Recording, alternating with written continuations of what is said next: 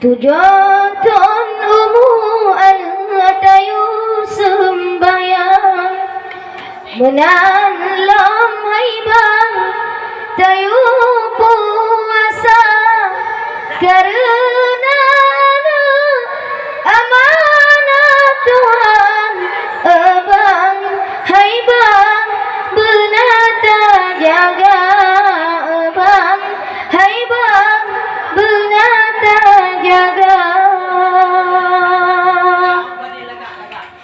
bebaju raya taparo ublang lam ada agam yugulang raga betajo jangkai serta parang sayang sayang ilmehana sayang sayang didikan hana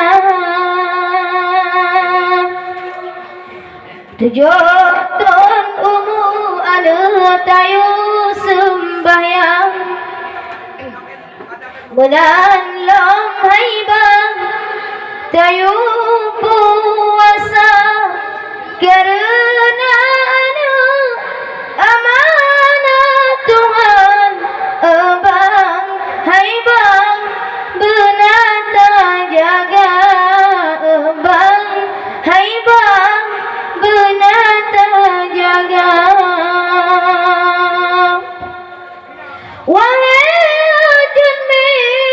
abilon sayang anak tak tunjang ilmu benar benar segula serta mendagang mufum aturan hukum agama mufum aturan hukum agama bebaju raya taparo ulang laban agam yugulang raga betajo jangkai serta parang sayang sayang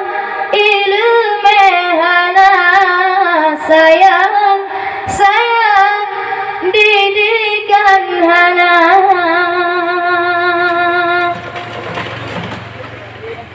wahai ajunmi abilon sayang anak tak tunjang